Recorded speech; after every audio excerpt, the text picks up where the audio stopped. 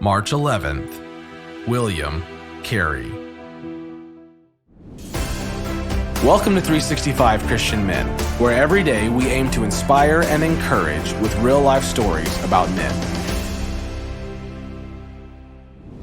Carey grew up poor, with a meager education.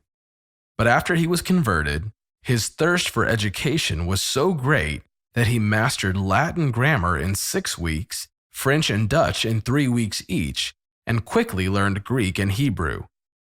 Eventually, Carey earned the title of doctor and became a professor at the first British college in Calcutta.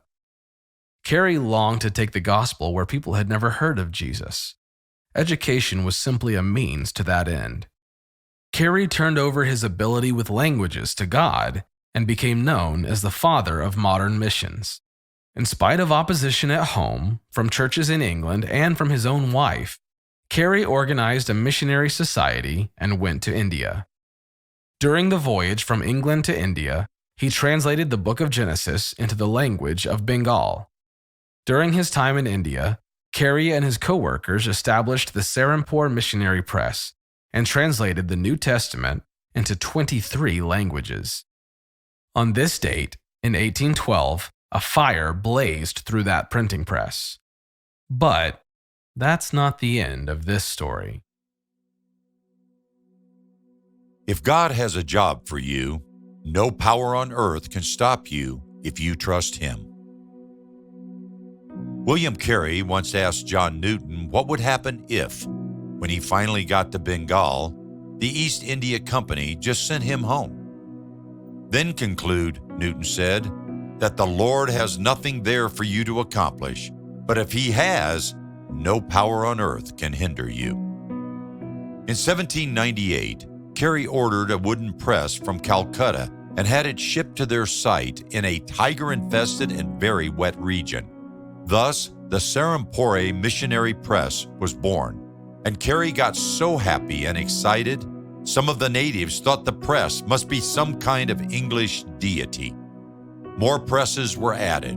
Over the next 12 years, Carey translated the Bible into Bengali and Sanskrit and other major languages and dialects, many of which had never been printed before. And he started a school and taught boys to read the Bible. Then, one night, a fire broke out in one of the offices. Despite valiant efforts to fight it, the building burned fiercely. Carey's entire library, the complete Sanskrit dictionary, a portion of the Bengali dictionary, multiple grammar books, 10 original translations of the Bible were lost in the fire. All but 5 pieces of equipment were destroyed, including the typesets for the 14 different Eastern languages they were printing. Of 1,200 reams of paper they had imported from England, nothing remained. Tears streamed down Carey's face as he spoke. In one short evening, the labors of years are consumed.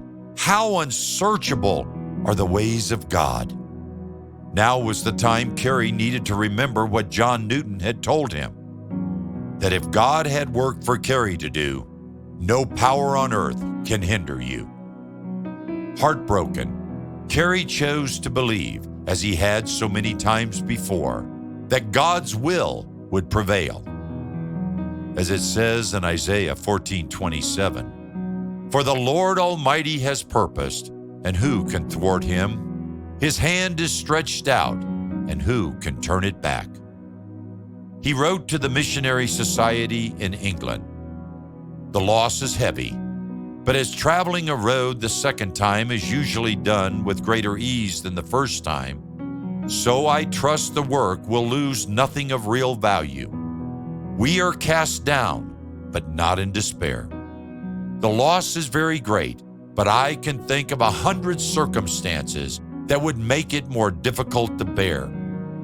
His thought was to examine himself, to see what in himself might have added to this evil. Within a few months, Carey had rebuilt the press and set up a new base of operations in a warehouse. What he didn't know was that the print shop fire would bring him and the missionary cause in India to the attention of people all over Europe and America. Over the ensuing months, over 10,000 British pounds were collected for rebuilding the missionary press in Serampore from England and Scotland alone. As Carey's fame grew, volunteers poured into India. 20 years later, the expanded printing operation had published complete Bibles or portions of the Bible in 44 local languages and dialects. Can you think of a time when you had a setback that appeared to be a failure? When that happened, in your disappointment, did you question how God could let that happen? If you're still there, is it time to pray and ask God to show you how to turn the situation into His victory and show you His will for you? If God has a job for you, no power on earth can stop you if you trust Him.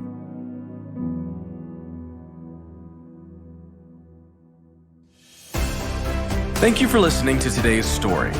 Every day of the year, our hope is to inspire you with real-life stories of faithful men who have gone before us. Hebrews 12:1 says, "Therefore, since we are surrounded by so great a cloud of witnesses, let us lay aside every weight and the sin that so easily ensnares us. Let us run with endurance the race that is set before us."